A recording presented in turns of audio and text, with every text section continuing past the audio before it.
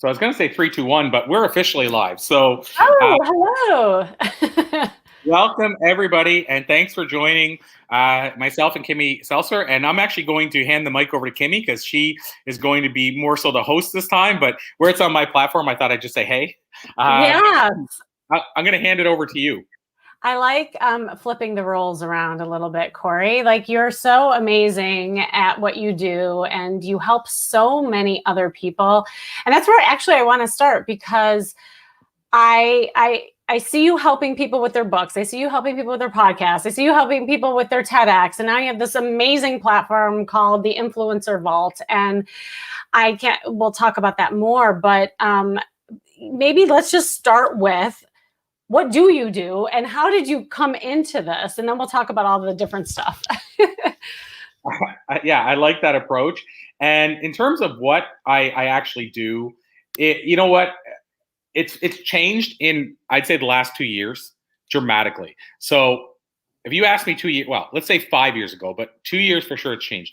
But if you asked me 5 years ago, what do you do? My first answer would be, I'm a paid speaker. And then I would elaborate from there. And it was a lot easier because I would just say, I speak on stages, done.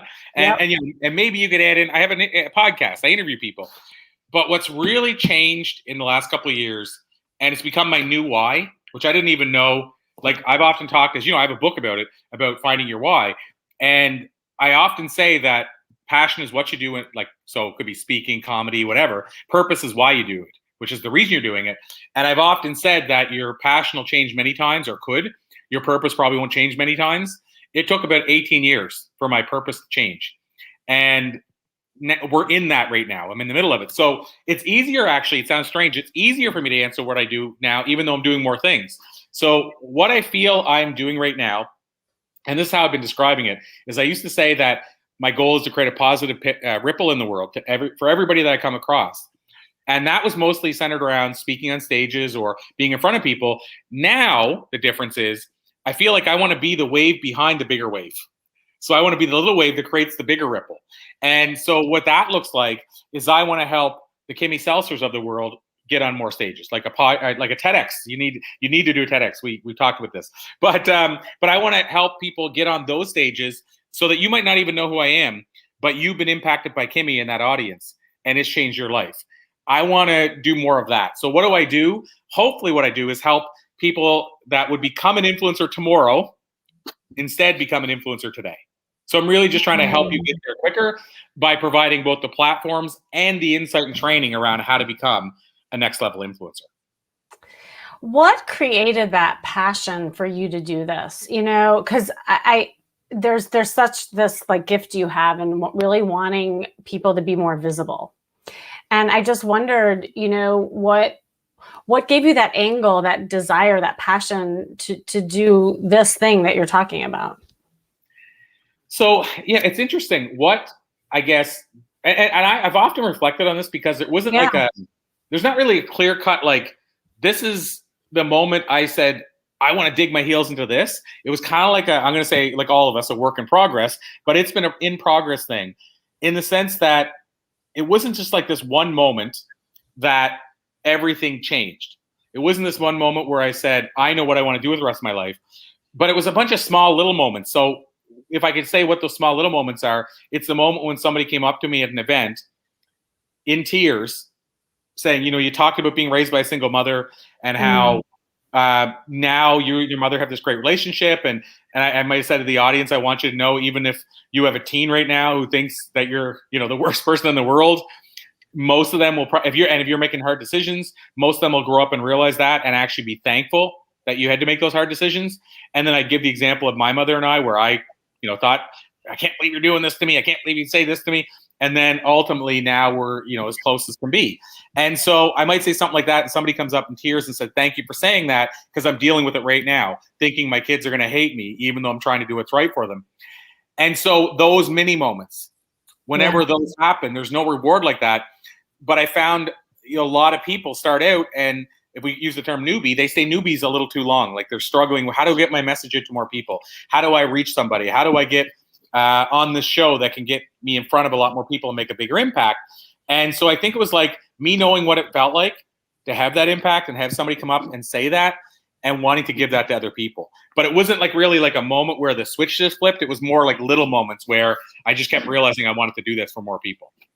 I so relate to that too, because honestly, that's how you and I met, at that funny, we talk about this all the time, that funny, again, elite man. Wait, it's coming to me. What was it? The Elite Man Conference? Yes, the Elite Man. It was just Elite Man. And I was one of the only women there. And you were one of the men of many that I met. And we met on stage, basically. And I find that like when you're speaking, that visibility factor also allows you to connect with people faster, rather than just being in a room with a sea of people, right? And it is harder to navigate connections and meet people. I kind of do something similar with my clients who are trying to date and trying to get them more visible, in many different ways. And when you have that confidence to be visible, I also find that's when people all feel like that authentic connection as well, because otherwise people like stay in fear. They may not like want to come out. And I love that part of you, because I've seen you transform people who you knew had a powerful message, and you make them visible, whether it's the podcast, the book, the TEDx talk, and that kind of thing. So I know a lot of people here appreciate you, Corey, for all that stuff that you do. Oh, thank you so much. You're Seriously. so No, I just want to recognize you in that way, because you're always recognizing other people. And now that I get to interview you, I just wanted to really highlight that. And I think everybody shares that. What is all the fuss about TEDx Talk? Like, let's talk about that. Because you and I, before we hopped on, we were saying that everybody now is jonesing to get out there on stage and being more visible, because we've been behind the screen for so long. So maybe you could share some strategies around how we can all land one, including myself. I'm really interested. Yeah, I'm happy to share that. And I mentioned to you as well that I just did a Clubhouse today, which was the focus was entirely around that. And I was sharing in that Clubhouse that people in general right now, I get to measure it because people are coming to me, and I could tell you when it changes, like how often people are coming. And right now some days it's multiple people a day saying, you help people land a branded talk like a TEDx or other talks, right? Are you still doing that? And I'm getting that so much that I mentioned to you, I wasn't even planning to reopen the doors to my programs, but I think I might have to, because it is something that right now seems to be really heating up. And I think it's to your point, Kimmy, that it's coming back around. People see the light at the end of the tunnel. And now it's like this thing where I've waited a year and a half. And some of those people probably said just before the pandemic started, I'm going to do a TEDx talk soon. And so now they realize now it's been 2 years. And so now it's like, maybe I need to fast track this. And so the answer, because there's so much, so many paths I could go down about the TEDx side, because there's so many strategies, but let me give people a quick bird's eye view and kind of like a quick couple of little hacks, if you will. So one of the things to help set the tone is first of all, you need to understand the TEDx world. And that sometimes when people are applying is where they get hung up. So I'll give you an example. So I don't want to jump around too much, but I'll just add this thing because it'll give you a feel for the TEDx approach to things. And then I'll dive into a couple of hacks. But the TEDx approach to things is different than normal. So if you were applying for TEDx, as an example, where people get tripped up, is they'll ask a question. And they're not trying to trick you, I don't think. It's just the way they ask the question. But how many times have you delivered this talk? And so it could be like something like they could ask it in a way of, what kind of experience do you have and how often have you delivered this talk? So most people hearing that will think, okay, I better put I've delivered it a lot of times, if you have, because then they're going to say, good, this person knows how to knock it out of the park with this talk. But in reality, most TEDx events want it to be the first time the talk's ever been delivered, or that at least it hasn't been seen publicly in a lot of cases. So they actually want you to be delivering a talk you haven't delivered a lot of times, which is counter to what you think. Because normally you think when you're applying for something, you should show you have a lot of experience. But in this case, they don't necessarily want to know that. If you delivered a TEDx talk, and if you're in that case, you probably know a little bit more about the infrastructure anyway. But if you delivered one, you actually should leave that off your application. That's counterintuitive to what we think. Really? Yeah, because they're wanting to introduce new people to the world. So if you have 4 TEDx talks, they're like, well, you've already had your moment in the sun. We want to give somebody else a moment. So you literally leave it off and hope they don't Google and see that you have other TEDx talks, which is counter. So I just want people to get a feel for the mindset. The other thing that's in the mindset of how they choose speakers, and this was told to me from one of the organizers, but I never forgot it. I said, at the end of the day, what are you looking for in a great talk? And he said, we're looking for a speaker to deliver a talk that we've never heard before, in a way we've never heard it, around a message we all can understand and know really well, but again, delivered in a way that we've never considered it before. So I call that the enigma within the riddle, but or riddle within the enigma. But really, at the core of what I believe what they're saying is, we're looking to introduce a talk to the world that is digestible and people can understand it, but with a take on it that makes you go, I need to share this with everybody else. I can't believe this guy had this unique perspective, or this girl had this unique perspective. So you have to think, what can I take to the TEDx stage that people haven't heard before, but still say, oh, I get it, because I've been there before. And that's hard to do. How do you have a new take on an old idea, essentially? Exactly. So that's what they're looking for. And then, of course, you have to keep it to under 18 minutes. One of my TED Talks is 5 minutes. That was not easy. Okay, that's the thing that freaks me out, by the way, because I'm used to like live streaming for 2 hours on my Amazon Live show. How do I do that in that short amount of time? Yeah, I'd love to hear tips around that. Well, and I'll tell you that, and then I want to, since you asked about the shortcuts, I want to get back to one of those too. I will, for sure. Just for people listening, I want to make sure I deliver that too. As far as how do you do that in terms of, you asked about short, how do I, for example, deliver a talk that normally would be maybe 2 hours or an hour? How do I deliver that in 18 minutes and make it effective, or less? Because 18 minutes is usually the max you can go. So it's usually less than that. And so my answer is, how you do that is, first of all, Kimmy, you frame it around one message. So a lot of times when we do a longer talk, when I do a keynote, for example, my keynote about customer service, it's called Getting Standing Ovations from Every Customer.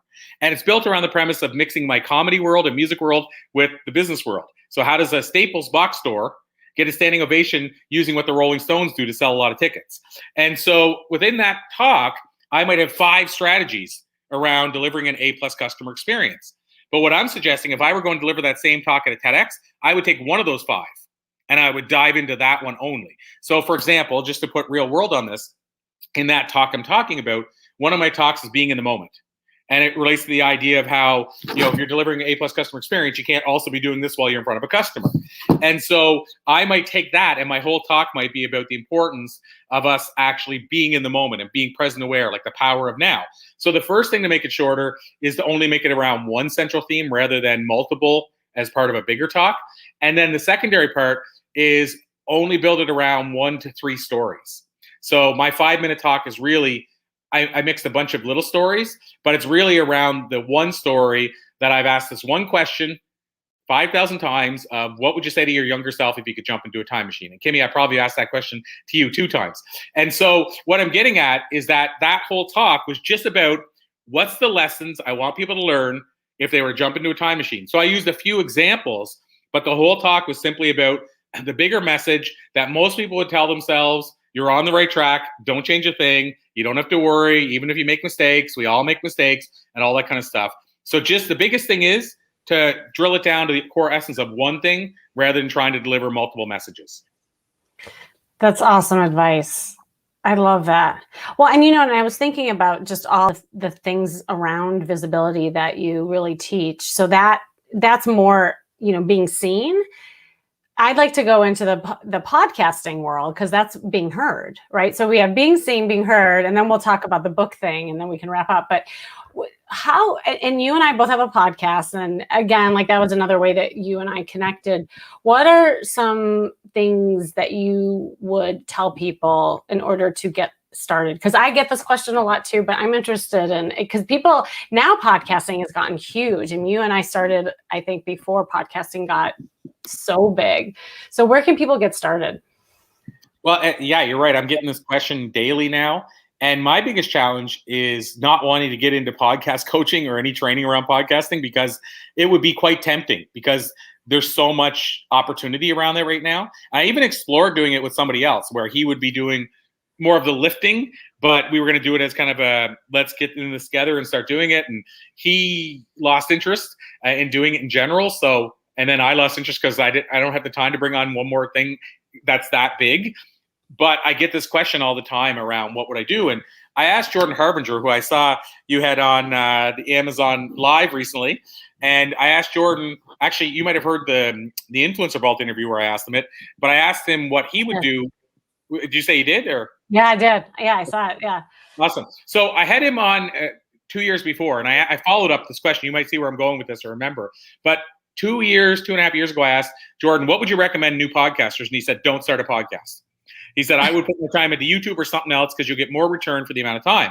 Interestingly, fast forward, and I asked him a month ago or less, and he actually had a different answer. He said, I've changed my tune on that. I would start a podcast now. So he's come full circle. And why I bring this up is to talk about why he said he wouldn't start one. So when it comes to advice, I always like to be full disclosure. And a lot of people want to start a podcast because they see it as this is an easy way to get in front of an audience. But I want you to realize the early days are hard.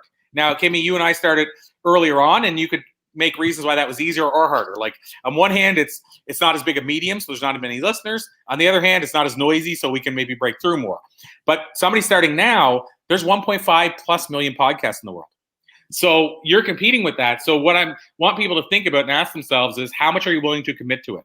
Because if you can't deliver once a week, and you're not, and if you decide you're going to do that and you stop, you shouldn't have done it in the first place. But if you can't deliver once a week and be willing to put in, I'm going to say minimum 2 hours a week if you're doing a weekly show. And it depends how much of the show you're doing, like if you're doing editing and all that. But I'm saying at least say, okay, I can put 2 or 3 hours into a podcast a week. Then I would say don't start a podcast.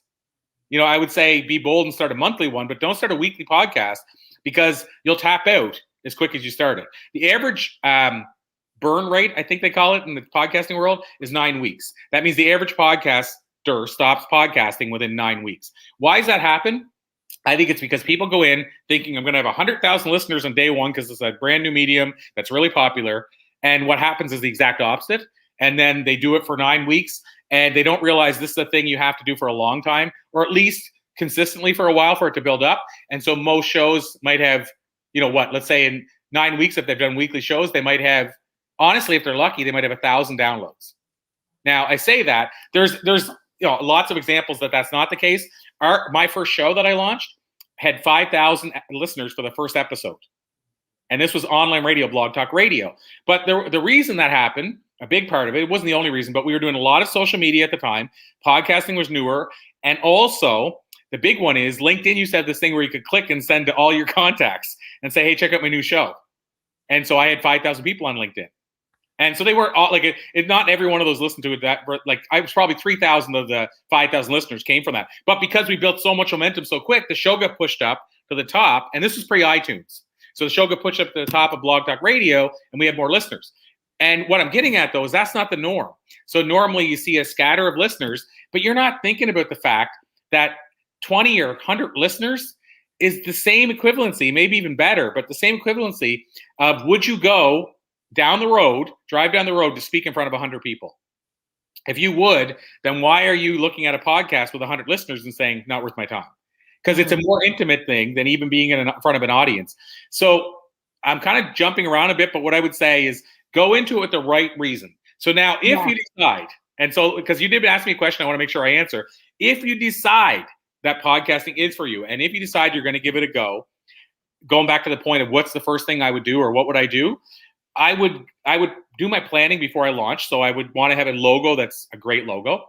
I would want to have a name that makes sense. And one of the things that I learned, and I didn't learn this from the start, is to pick a name that, and this is my opinion on it, but when I heard this, it changed everything for me. Pick a name for your show that explains what your show does. So a lot of people like to get these really clever, sexy names, and that will work for the anomaly, the one-off, but it's not going to work for the 99 others. And so what I'm getting at here is one of my podcasts used to be called For the Love of Speaking. And I did a survey and I found that a lot of people thought, well, that could be for anybody. It could be for teachers. It could be for somebody that wants to go to Toastmasters. But that's not what the idea of the show was. It was to help you launch a speaking career or business. So I changed the name to Get Paid to Speak. Now you know when you tune in what you're listening to. And by the way, I might be repelling people. Now you also know not to tune in if that's not your thing, which is great, because then I have the perfect ideal listeners. So what I would say is make sure the name for your show is short, but also explains what you do. So my other show is Let's Do Influencing. And it's a play on the word Let's Do Coffee, but the show's obviously about influence then. And so hopefully that makes sense. But I would, first of all, focus on having a great logo, having a name that is sexy, but also tells people what you do. And then, or it's sexy and people, go, that's a clever name. I wonder what that's all about. And then the other part I would say, and this goes into the technical side. I mean, because I'm not going to get into what mics to use and all that, because that could be a conversation forever. God. It's not around at all. You're on the same page as me. It's not really that sexy of a conversation or that interesting. From my perspective, it's not. Right. But what I would say is there's a lot of strategies around when you launch. And I don't want to go too far in because I think you need to get the rest done before you worry about launching. But I'll say this. When your iTunes is 70% of the listeners for podcasting come from iTunes. And so that's the chart you want to be on when you first jump in. And here's the big thing a lot of people don't realize. When you're planning a podcast launch, and I think you should plan a launch, what iTunes cares about, and this could change the minute I finish saying these words, but what iTunes has cared about is subscriber numbers. More so, and this is going to sound counterintuitive, more so for a new show than they care about listener numbers. It sounds counterintuitive, but the reason is, and this is brilliant when you think about it, Apple realizes that if you're willing to subscribe and use your credit card to subscribe, then you're going to get notifications of the show, and you're going to be listening to that episode and that show way more than a person that just tunes in once and listens and leaves. So in other words, a subscriber might return 10 times. A listener who doesn't subscribe might only come once. So in other words, they're weighting you getting subscribers heavier. So what I would say is when you're launching, what you want to focus on is convincing your people in your community to subscribe and rate and review your show. Listenership, it sounds strange, but it should be secondary. I mean, you want to build a big launch and say, everybody listen to my new shows. But again, I would focus on subscribers and ratings and reviews. And then the other thing I would do is I would also, I shouldn't say would do, you have to do this really, is have at least 8 to 10 interviews in the can. So what do I mean by that? I mean scheduled. Because the other thing is when you drop, iTunes also wants you to have more than one episode, because if somebody loves your show and thinks it's the best show in the world, but they have no other episodes to listen to, they may not subscribe and they'll disappear forever. So those are my tips I would give you if you're starting a podcast. Those are great, great tips. I wish I knew you back when I started mine. Because, one of the things that I think is so hard with all the stuff that we're talking about is just getting started. And I know a lot of people who are entrepreneurs, I fall into this trap too. We get into that perfection paralysis, right? I have to have everything so perfect before I launch, before I do the TED Talk, before I apply here and do this and that. And I think what you really help people with, especially with all the different programs that you have, is it gives you confidence, to just do it. If you have a few steps that and some guidance, it gives you that little bit of motivation to just launch. Because I think about my podcast back in the day, oh my God, my mic, I use the computer mic. I sound like I'm in the bathroom when I help people with. Oh. Sorry, I had another screen popped open. Oh, I was gonna who's joining us? We have a listener. Kimmy is joining us. Sorry, sorry. Continue, Kimmy. That's okay. No, I just, and I was horrified when I played back those earlier episodes where I sounded like I was in the bathroom because I didn't have the proper setting on in the microphone. And I realized, but at the end of the day, no one really cared. They were listening to the content. It got me started, and you learn as you go kind of thing. So, and that brings me to the third, I guess, pillar of visibility. And that's the book thing. And oh my gosh, you and I have had a lot of conversations about that. And I'm so impressed with how you've been, helping people and also your own books. What are some tips and realistic goals that people can think about when they're even just sitting down and thinking about a book? Wow. So this is another one of those areas where there's definitely, this is the challenge sometimes, but also what excites me is there's so many things. And this is why you say people get that paralysis, is there's so many things you could do first. And there's so many things you could do second. But so what I was trying to think of is high level, what's going to help you the most. And so just like with the podcasting, those 5 things roughly that I shared, those things, I think, even if you don't start for another 6 months, you're going to remember, oh, that guy said subscribers. Make sure I focus on subscribers. That's right. And so I want to give things that will stick with, that are timeless, that you can pretty much use now or forever, but also it's going to make the biggest difference and bump when you start. And so in the book side, I mean, again, two different answers depending on whether you've written a book already, whether the book's written, or whether you're starting from scratch. So if you haven't written a word, let's say, and you're listening right now and you're saying, how do I start? Because that's, again, two different things. So let's say you have an idea, and I could even take the idea. What if you don't have an idea? Because then how do you get the idea? But let's say you have an idea, you're ready to write a book, but you haven't started. I would say there's two paths I would recommend, meaning two opposite paths you could take.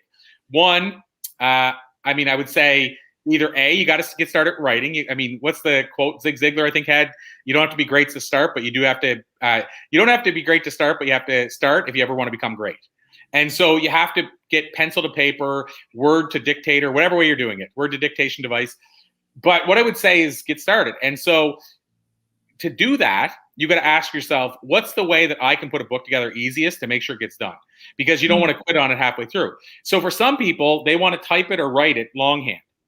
And that works for some. But for some people, that'll never work. And so I might say, okay, well, if that won't work for you, maybe you can use this clever little thing called an iPhone and start recording it and walking around recording your book.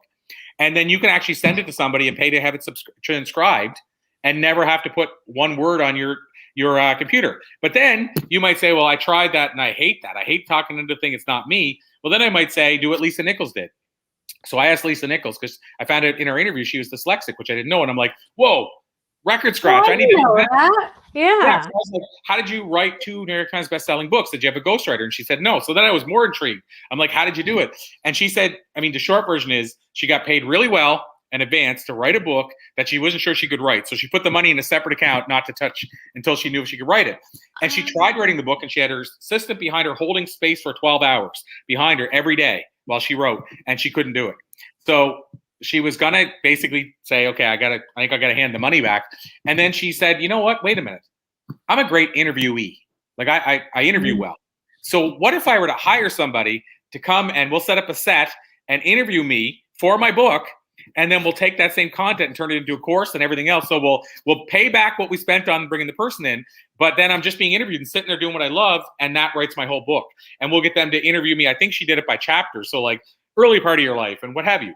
And so that's a third option. So first of all, I would say which way is going to serve you so that you get the book done. And then I said there was a second alternate route.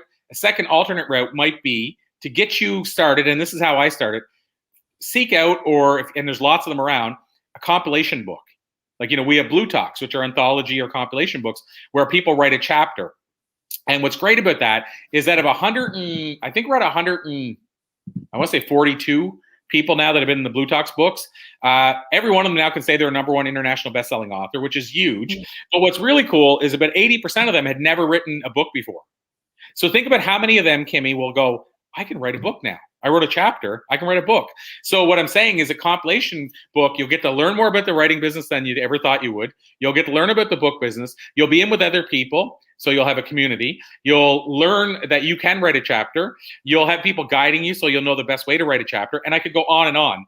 But my point is that's another ease in. If you say you try those 3 options I mentioned and none of them are for you, or you just can't get going, write a chapter. Because I believe once you have that compilation book in your hand, then you're going to feel more confidence about writing your whole book yourself. So those would be the 2 ways I'd say to start if you haven't written a word yet. Do you see like how all of these things boils down to confidence? Like all the things that you help people with, just being more visible, whether it's on stage, finding your voice, writing it. And I also wanted to ask you a question around the media tie-in too. So, as much as it can help you with your confidence and your brand, that kind of thing, how can you leverage these things for media appearances? Wow. So it's interesting. If we talk about whatever, like, let's say any kind of, let's call it milestone. So like, let's say Kimmy speaks on a Blue Talk stage, or Kimmy has her Amazon show. And so whatever one of those ones, it could be multiple, but what I'm getting at is, what you do is you find ways to let people know you've done this thing. And so I'll explain what I mean there. For instance, have it on your email signature. Like, how many people don't use that? That's the best property in real estate you'll ever get. That's so true. Well, the big thing we forget oftentimes is it's the only place that people that are seeing you undistracted. You know, if they're watching us here, they could have another screen open. But chances are, if they're reading your email, they're focused on your email only. So this is the only place we can have advertising that's not being bombarded with somebody else. So first of all, are you leveraging your email signature? And there's times I can tell you, Kimmy, that I've been booked for speaking engagements because of my email signature when I wasn't even looking for one. And so what do I mean by that? Well, in my email signature, one of the things it says is check out Corey's Blue Talk at Harvard. And I've had speaking clients that said, dude, I never know you spoke at Harvard. I watched your talk. We want to bring you in to talk about that same talk. And what I'm getting at is that right there is leverage, because I'm leveraging the email signature every time somebody sees those things. So that's one thing I would do. If you're in a book, are you telling people about it? Have you told people? Do they know you're in a book? And so the leverage part is basically finding a way in the places where people discover you to let them know what you've done. And then after you've added a few of them, then you can leverage those to get more. So what do I mean by that? My first big interview, and Kimmy, I don't think I've ever asked you. I'd love to ask you who yours was. But my first big interview, when I say big interview, I just mean somebody who had a really, really massive platform, was Jack Canfield. So Jack Canfield, Chicken Soup for the Soul, co-creator. And how I got to Jack was, the short version is that there was a guy named Dan Sullivan who was on an interview with Success Magazine. And it was in the CD. I was listening to it in my car. And I had reached out to Jack's team, and they said it's probably going to be a no. And Dan on the show talked about how he coached Jack at an event he did every year. So I reached out, got Dan on the show, and it took a bit of work. But then on the show, I talked about Jack, and then Dan said, you need to get Jack on your show. So I cropped that clip, and I sent the audio to Jack's team and said, even Dan thinks Jack should be on the show. Even his coach thinks so. And they came back and said, okay, you beat us into submission. Jack said he'll be on your show. And what I'm getting at is I was leveraging the power of, and I wanted to interview Dan. It wasn't like I was using Dan. I was leveraging the fact that Dan was basically had worked with Jack, and I was leveraging that to get the interview with Jack. But then here's where it gets bigger. Now all of a sudden I have Jack and Dan on the show. And so I could go to Mark Victor Hansen if I wanted and say, hey, you know, I know that Dan's your coach as well. And also I know you co-wrote the book with Jack. We had both of them on the show. Here's their clips. And so that's how you can, and I'm using the example of you're interviewing people, but you could apply that to anything. If you have a book, you could leverage it to get a TED Talk. If you have a TED Talk, you could leverage it to get a book deal. Yeah, and that's the beauty of being more visible, because it does give you kind of something to start with, you know, and then like leapfrog, you just keep leaping from there. But I think another thing that you're so good at that I think we can all learn from is your perseverance.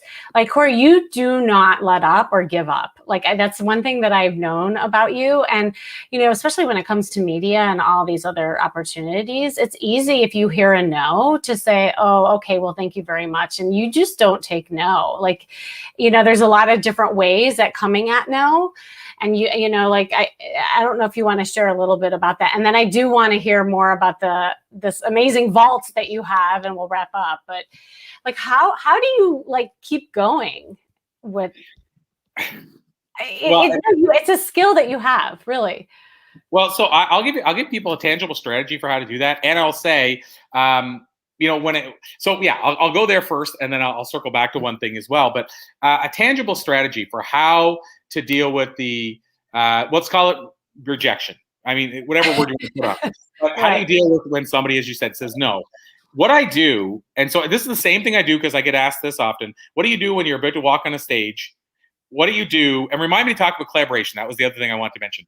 But what do you do when you're about to get on a stage? And just before you talk, how do you get your nerves to calm down? I do the same thing there as I do whenever I hear a no. So what I do is I think of and remember something somebody said to me, like, that talk you delivered today changed my life. That talk you delivered today made me think about things differently. I had a girl one time, and I didn't know, message me. You spoke to our classroom, our college classroom one day. I didn't know who she was. She reached out on LinkedIn and said, you spoke at her college classroom and you gave me the kick in, she said the ass. And then whenever she gave me I asked if I could use it as testimonial. And she said, as long as you take out ass, I don't think that was right for me to say that. But she said, you gave me the kick in the butt or what have you to go back to school, or sorry, not to go back to school. She was, it was high school. I spoke at her high school. She said, you gave me the kick in my butt to go to college. And through that, I'm now managing 3 car rental stores.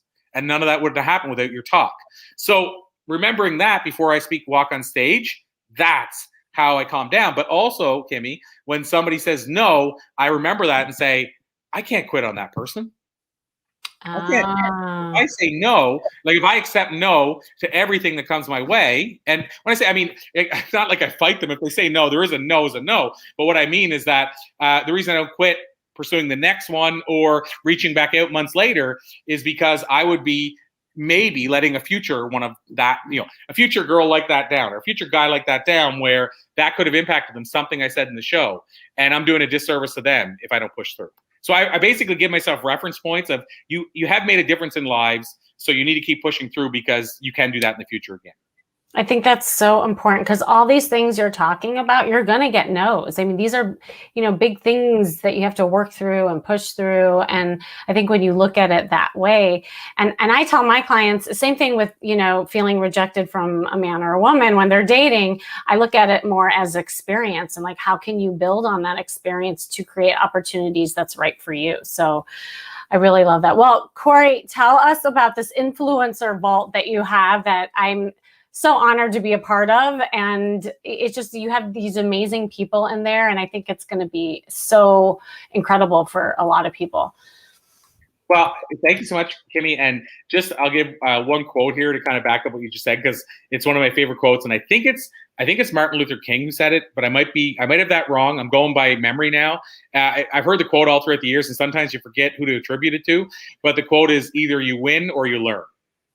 Mm-hmm. So in other words, not you win or you fail, you win or you lose, you win or you learn. So you're either winning or learning. You're either you succeed at it or you've learned something because you didn't. And I love that perspective because it changes our mindset. I said I would talk about collaboration. I'm only going to say one thing about it. When I say collaboration, that could be building relationships with other people, doing stuff together. It could be joint venture partnerships, what have you. Another thing that I haven't been talking about and don't talk about often enough is when it comes to how to get more visibility. After you've been doing the stuff we're talking about for a while, mm-hmm. if you're also building relationships, there gets to be a critical mass where now all of a sudden you can partner with some of those people and say, hey, can I come on your show? I have something new coming out. So another way to get bigger visibility is through collaboration. But you have to build the relationships. You have to plant. Yeah, I would say it this way. You have to dig your well before you're thirsty. You can't expect to just dive right in. So you have to build those relationships before you ever plan to say, hey, can we do this together? But in the bigger picture, there's a guy named Jeff Walker who has the book called Launch, and he's the internet marketing king. And Jeff has so many great relationships with the people he's helped over the years that when he was launching his book Launch, and I'm not saying anything that was behind the scenes. You could see it because if you were on, like me, multiple newsletters of all the people that Jeff knows, you were getting hit by everybody. But you got Brendan Burchard. You got, I think Gary Vee might have been one of them. You have Frank Kern. They're all sharing Jeff's new book with their list. And so let's say Brendan Burchard has 1 million people on his list. Think about the visibility Jeff Walker got overnight during that launch. So when we talk about how do you get bigger visibility, once you build this thing for a while and you build those relationships, collaboration is a great way to build your visibility. So having said all that, and this comes full circle to the vault as well, because the reason we're able to get a lot of influencers to come into the vault is because of me basically using up my asks at once, but for the asks I built from collaborations. And so what the Influencer Vault is it's a monthly membership site. And why I decided to launch it is because I basically was looking at what are the struggles I had when I started and how can I help somebody get past those? So when I started, the struggles was how do you get more visibility, what we're talking about today? How do you stop chasing sales so much? Like how do you actually shorten the sales cycle? How do you get a bigger voice in a world that's even noisy back then? So I was asking myself all those things. And I realized the answer was to have platforms and stages to share your message. So, we talked briefly about Blue Talks. Blue Talks is us creating the platform. So that's live talks, that's virtual events, book series, podcasts. We're giving you the stage so you have a platform. But first of all, Blue Talks won't be for everybody because they might not fit into like the spiritual talks or the life stories or what have you. But secondly, it's only giving you the stages, not necessarily all the know-how. And so I needed that last component, Kim, to help people become influencers sooner. And I also wanted to do it at an affordable rate. So I also went, what is the thing I could build that I could have afforded on day one? And so I worked for 2 years behind the scenes. People didn't know I was working on this. Anthony Trucks was somebody that I was working on it with, and he was building the stuff in the background. But I worked for 2 years saying, how can I deliver what I normally have to bill at $2,000 or $3,000? How can I offer something at a low monthly membership rate and still deliver massive value? So what we put together is a member site where essentially once you're a member, you get access to what we call the classic content. So like if you picture Netflix, it's almost like the Netflix of personal development. We have categories like writing, speaking, podcasting, and basically it's interviews I've done or training from some of the world's top leaders in these areas you and I've been talking about today. So what did Les Brown do to start speaking on all the top stages? What did Lisa Nichols do to get featured in The Secret? It's those type of things. And then that's the classic content. So that's interviews I've already done. Then we decide to do monthly training. And I know we have you involved in one of those talking about image, but we'll have people talking about LinkedIn and social media and how to get media. And we have somebody coming in, Lori McNeil, talking about how do you land media. And so it's training so that you're now trained and ready to do this stuff. But the really exciting one is the weekly influencer interviews, like the Jordan Harbinger one I mentioned, where we're bringing the top influencers in, but you're getting to be with them live in real time and ask them questions. I mean, I actually calculated the numbers, and the people that we have in for the first year, if you were to book them yourself for events, like book them to speak at your event, it would cost you over $1 million. And wow. For a low monthly rate, you can come in and get more time with them than you would get at an event. Because in an event, they do a 45-minute keynote and you can't ask questions. You're getting asked them questions in real time. So, for example, in the next 6 weeks, we have Les Brown coming up, Bob Proctor, JJ Virgin, and John Gray. And so you can ask them questions in real time. And the key thing about it is people say, well, why not wait? Why now? Isn't it ongoing? But the question is, do you want to be on the replay do you want to watch the replay with Bob Proctor, or do you want to see him live? And so each one of these, I'm only going to get one ask. I'm only going to get them on once. So every time you miss one, you're missing that one forever. And then also because we did a low monthly rate, eventually we'll increase the rate. So I'm really excited because the people that come in now will get into the live interviews with these top leaders, get in at the price point that's we haven't, that'll probably be the lowest ever. We're also giving people in June access to our 5-week masterclass, which I think you had paid for years ago, if I remember correctly. It was like $300, $300 to $500, and we launched it twice and had over, I think, 200 people attend it. And now, years later, and you got to be there live, but years later, we're offering the 5 weeks of pre-recorded, including an hour-long interview with James Redfield about how he wrote Celestine and got it into the world, and one with Tom Ziegler about how his father Zig was one of the best speakers. So their secrets included in that. We're giving that to people for free. So again, that was like, that was almost the cost of what the whole year for the member site will be. So we're doing a lot of stuff with this to make the kickoff this month. So in a nutshell, the Influencer Vault is a member site, resource panel, and it's also like an inner circle. You're inside a community. And the last part that I didn't mention, which is the most important perhaps, is we also have the classifieds, which is like the list of these opportunities, so that instead of what most people have to do now, which is, oh, I got to find somebody that's has a summit so I can speak on a summit. Oh, is there any way I can write for a magazine? Oh, I'd love to be on a podcast. We have right now 90. We launched this 6 weeks ago, 90 of those opportunities. So you literally, with the PDF, you go in, you click, and immediately you're now applying to be on that stage. And most of them are from the people who told me, Corey, you can share this inside your vault. So they even know you're coming. And so that list in the testimonial video, or we put together a teaser video, the testimonials, most of them are like, I just love the list. And we're only, let's say, 6 weeks in, but we have probably made, Kimmy, 125 to 150 connections for either podcasts, magazine, or speaking. And so that's the Influencer Vault in a nutshell. And then the most important part, I guess, I said that was the most important only because it's the sexiest. It's the one that people have been most excited about. But the most important part is, what is the price? And so what we did for this is I wanted to offer it, like I said, as low a price as I could. It's right now, and I didn't think this was even possible when I started this process, but it's right now we're offering it for $44 Canadian a month.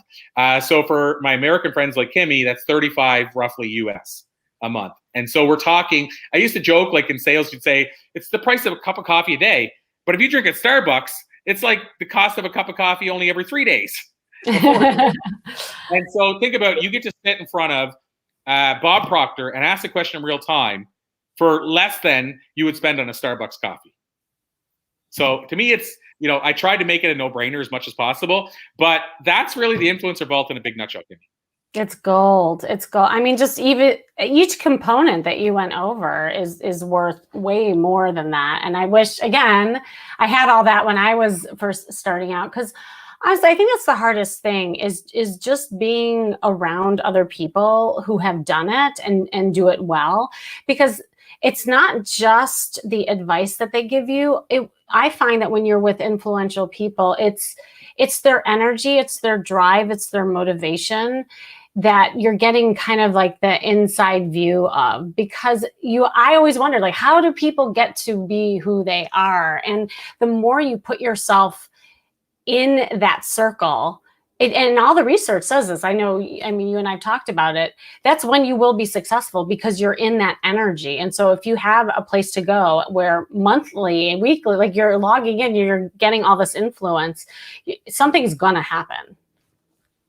Yeah, like I said, I totally have experienced this real time firsthand myself, that when people say, how did you up level and when did you up level? Because I'm 20 years in. I'm not trying to pretend this is my first year or anything. Right. And, we get caught in this whole idea of we see somebody when we feel they've arrived, and I'm not even saying I've arrived, but, like somebody like Seinfeld, we see him and go, well, I can't be a comic. Look how good he is. But Seinfeld in his early interviews would tell you it took him 2 years to get 15 minutes of material that worked. And so to your point, Kimmy, when I up leveled was when I started doing these interviews with thought leaders and started getting inside their mind and understanding why and here's an example.